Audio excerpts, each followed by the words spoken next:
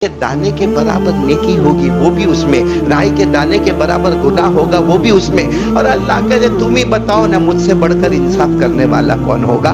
اللہ نے فرمایا وَنَضَعُ الْمَوَازِينَ الْقِسْطَ لِيَوْمِ الْقِيَامَةِ فَلَا تُظْلَمُ نَفْسٌ شَيْئًا وَإِن كَانَ مِثْقَالَ حَبَّةٍ مِّنْ خَرْدَلٍ أَتَيْنَا بِهَا وَكَفَىٰ بِنَا حَاسِبِينَ. آیت کا ترجمہ میں نے آپ کو بتا دیا. پھر بولو ترازو کس کے ہاتھ میں ہوگا قیامت کے دن؟ اچھا وہ ترازو کیسا ہوگا؟ اس کی سائز، اس کی لمبائی، اس کی چوڑائی کیا ہوگی؟ تو ایک بہت پہلے نبی گزرے ہیں حضرت داؤد علیہ السلام. بولو کون حضرت؟ انہوں نے اللہ سے دعا مانگی تھی اللہ مجھے ترازو دیکھنا ہے. اللہ تعالیٰ نے ان کو آسمان سے کتاب دی تھی زبور. اس زبور میں لکھا تھا اللہ نے کہ قیامت میں میرے ہاتھ میں ترازو ہوگا. بس حضرت داؤد علیہ السلام اللہ مجھے ترازو دیکھنا ہے. اللہ مجھے آپ کو نہیں دیکھنا ہے کیونکہ آنکھوں میں طاقت نہیں کہ میں آپ کو دیکھ سکوں، لیکن آپ کا بنایا ہوا ترازو تو دیکھ سکتا. حضرت داؤد علیہ السلام نے کتنی مرتبہ کہا اللہ کہ نہیں نہیں نہیں نہیں. حضرت داؤد علیہ السلام نے بہت اصرار کیا اللہ ایک مرتبہ تو بتا دے، وہ ترازو بتا تو دے کیونکہ اللہ تیرے ہاتھ میں ترازو وہ کیسا ہوگا. ایک دن اللہ تبارک و تعالیٰ نے فرمایا پردہ اٹھاؤ اور میرے پیغمبر داؤد کو ترازو بتاؤ. جیسا پردہ اٹھا اور حضرت داؤد علیہ السلام نے ترازو دیکھا، وہ ترازو کو دیکھنے کے ساتھ ہی حضرت داؤد بے ہوش ہو کر زمین پہ گر گئے. جب ہوش آیا تو پردہ تو نیچے آ گیا تھا. ہوش آیا تو کسی نے پوچھا کیا ہوا؟ کہا نہیں دیکھ پایا. ایسا لگتا تھا کہ ترازو کا ایک ایک پلہ ساتوں آسمان اور ساتوں زمینوں کے برابر نظر آتا ہے. میرے دوستو بہت بڑا ترازو. اب سوال یہ ہے کہ ترازو اتنا بڑا ہے تو ہمارے آقا محمد، اب آ جاؤ ہمارے آقا محمد رسول اللہ صلی اللہ علیہ وسلم کو کسی نے پوچھا کہ جب حضرت داؤد علیہ السلام نے ترازو دیکھا اور وہ پلہ اتنا بڑا کہ 7 آسمان اور 7 زمین اس کے سامنے کچھ نہیں، تو ہمارے نبی صلی اللہ علیہ وسلم کو کسی نے پوچھا کہ ہماری عمر کتنی؟ ہماری عمر بولو نا کتنی؟ 60 70 80 90 سینچری تو کوئی جاتا ہی نہیں، اور جاوے تو جانے دیتے بھی نہیں کیونکہ کوئی اگر مر گیا 90 95 میں مرا، کوئی پوچھتا ہے بھائی تیرے دادا کیسے مر گئے؟ سوتا اب نہیں مریں گے تو کب مریں گے؟ تو کسی نے ہمارے آقا صلی اللہ علیہ وسلم کو پوچھا، کوئی صحابی نے کہ ہماری عمر کتنی؟ اتنی چھوٹی سی عمر اور نیکی کا پلہ 7 آسمان اور زمین کے برابر. کتنی نمازیں رکھیں گے، کتنے روزے رکھیں گے، کتنے زکات رکھیں گے، کتنے حج رکھیں گے، کتنے عمرے رکھیں گے، وہ معلوم نہیں نیکی کا پلہ کب جا کے فل ہوگا. اور نیکی کا پلہ بھرے گا تو ہی جنتی ہے ورنہ جہنمی. اللہ حفاظت فرمائے. اللہ نے فرمایا فَأَمَّا مَن ثَقُلَتْ مَوَازِينُهُ فَهُوَ فِي عِيشَةٍ رَاضِيَةٍ وَأَمَّا مَنْ خَفَّتْ مَوَازِينُهُ فَأُمُّهُ هَاوِيَةٌ وَمَا أَدْرَاكَ مَا هِيَ نَارٌ حَامِيَةٌ. اب نیکی کا پلہ جھکے گا تو جھکے گا وزن سے جھکے گا. اب کہاں سے؟ اور صحیح بات ہے میں اور آپ سب سوچ میں کہ 7 آسمان زمین کے برابر ایک پلہ ہے. کتنی نماز پڑھیں گے، کتنی تہجد پڑھیں گے، کتنے اوابین پڑھیں گے. ہمارے آقا صلی اللہ علیہ وسلم نے جو جواب دیا بولو سبحان اللہ. ہمارے نبی نے فرمایا ترازو بھاری ہو جائے گا. میرے امتی کا ترازو ایک عمل کرے گا، ایک عمل ترازو بھاری ہو جائے گا. تو صحابہ نے کہا لیکن اللہ کے رسول کیا کریں گے کیونکہ اتنا بڑا پلہ جو 7 آسمان اور زمین کے برابر ہے وہ کیسا بھاری ہوگا. ہمارے نبی صلی اللہ علیہ وسلم نے فرمایا اس ذات کی قسم جس کے قبضے میں محمد کی جان ہے ترازو بھاری ہو جائے گا. میرا امتی مرد ہو یا عورت ہو اچھے اخلاق بتا دے گا اللہ ترازو کو بھاری کر کے جنت میں پہنچا دے گا. کیا بتا دے رہے؟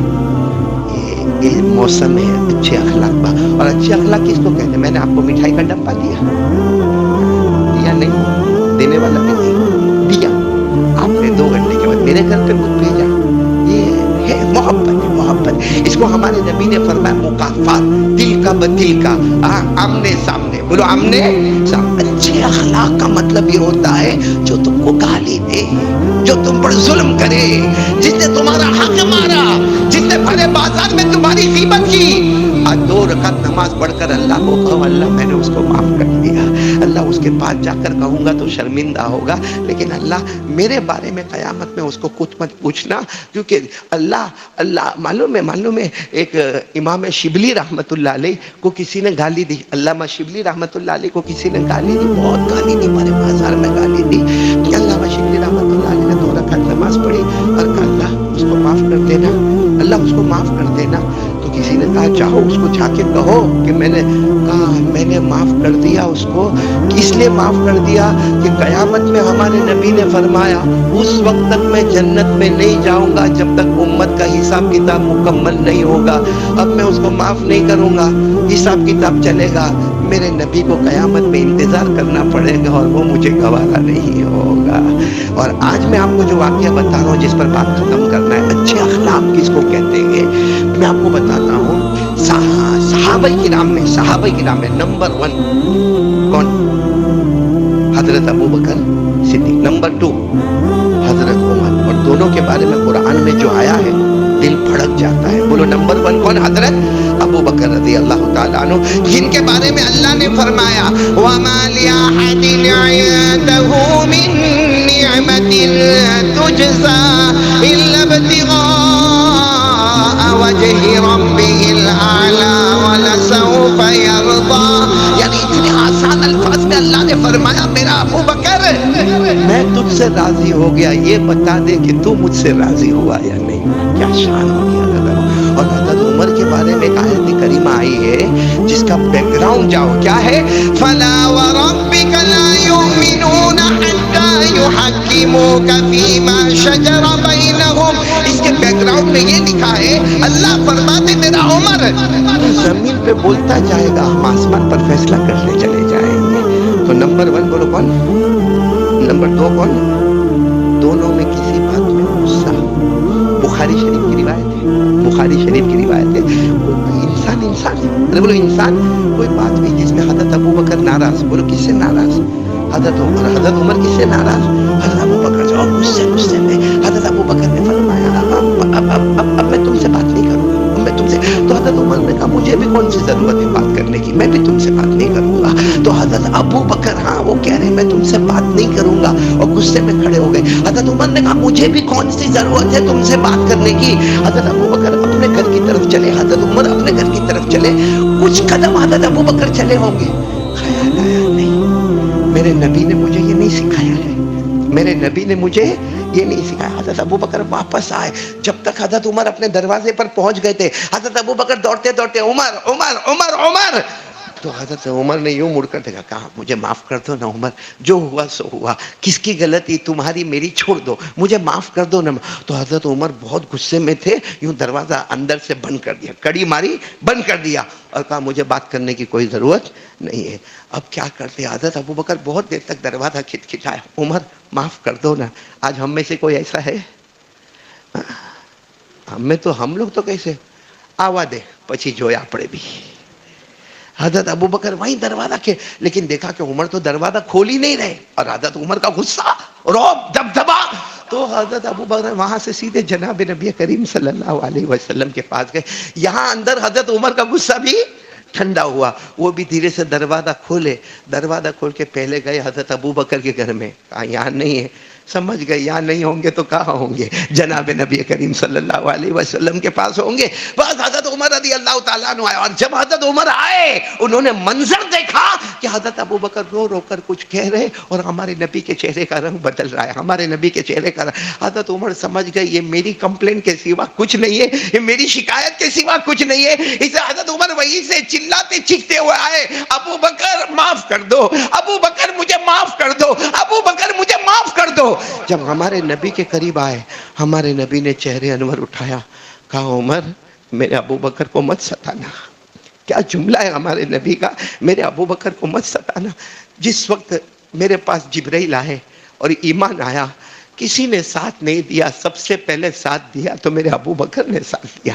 جان کے معاملے میں انہوں نے ساتھ دیا، مال کے معاملے میں ساتھ دیا، ہر جگہ میرے ساتھ ساتھ رہے.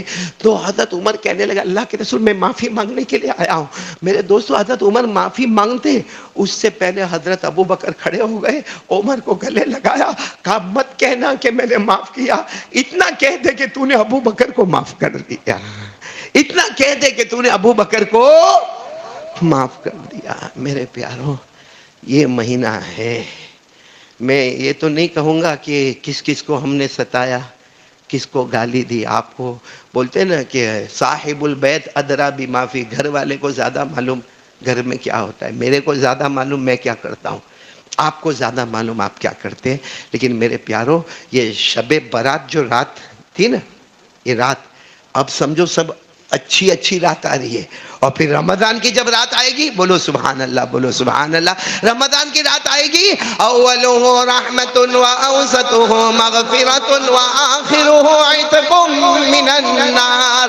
ہمارے آقا صلی اللہ علیہ وسلم نے فرمایا رمضان کا مہینہ آیا، پہلی 10 راتیں آ گئی، اللہ نے رحمتیں نچھاور کر دی. دوسری 10 راتیں آ گئی، اللہ نے مغفرت کے پروانے بچھا دیے.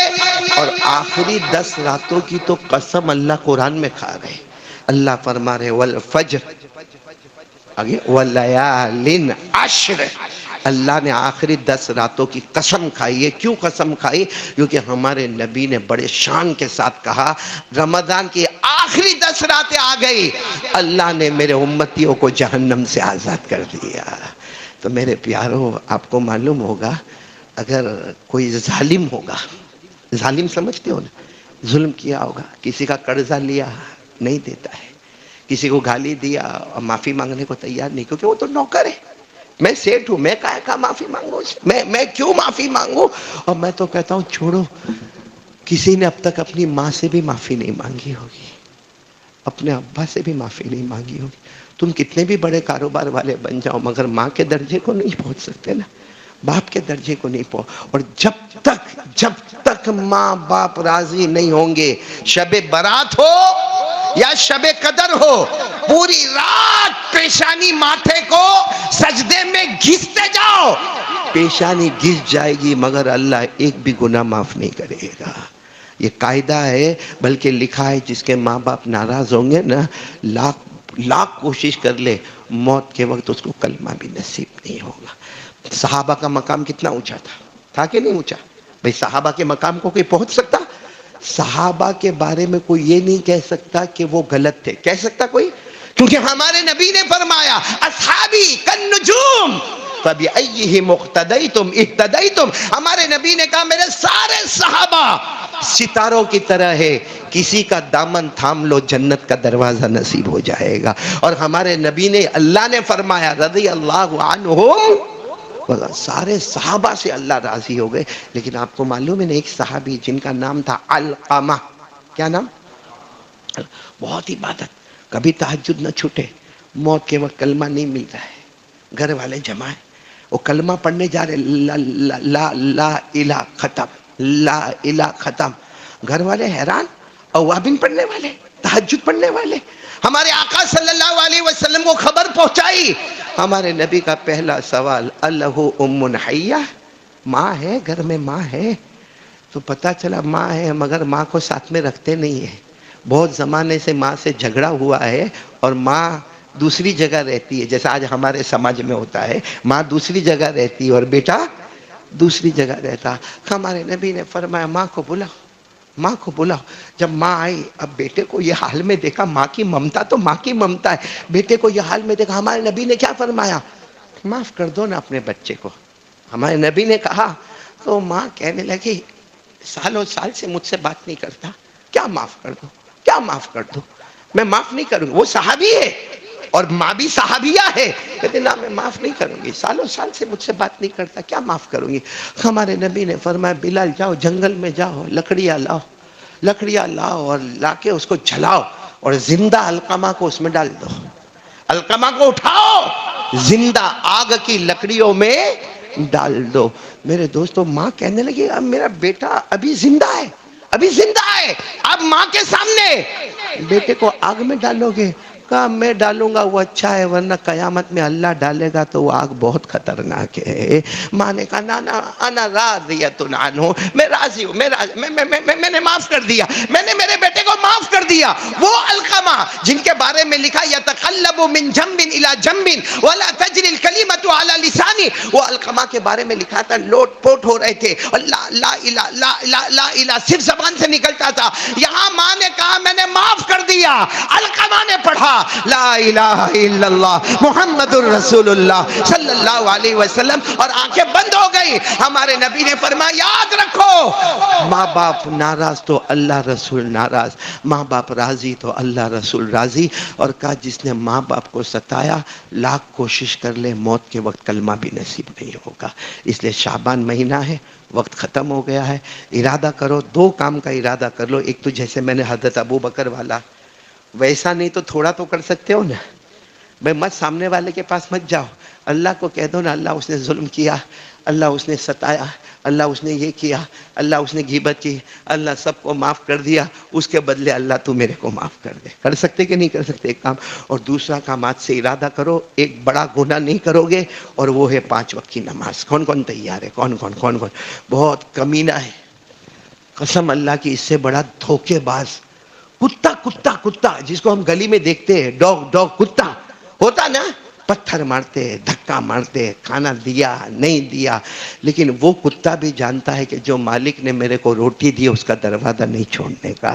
ہم وہ کتے سے بدتر ہے کہ پیارے نبی کے صدقے ہے پیٹ بھر بھر کے کھا رہے، پی رہے، اچھا پہن رہے، واچ پہن رہے، موبائل ہمارا اچھا ہے، ہمارا گمنا، ہمارا 2 ویلر، ہمارا 3 ویلر، ہمارا 4 ویلر، ہر اعتبار سے آن بان شان ہے۔ یہ آن بان شان ہماری نہیں ہے، یہ صدقہ ہے محمد الرسول اللہ صلی اللہ علیہ وسلم کا۔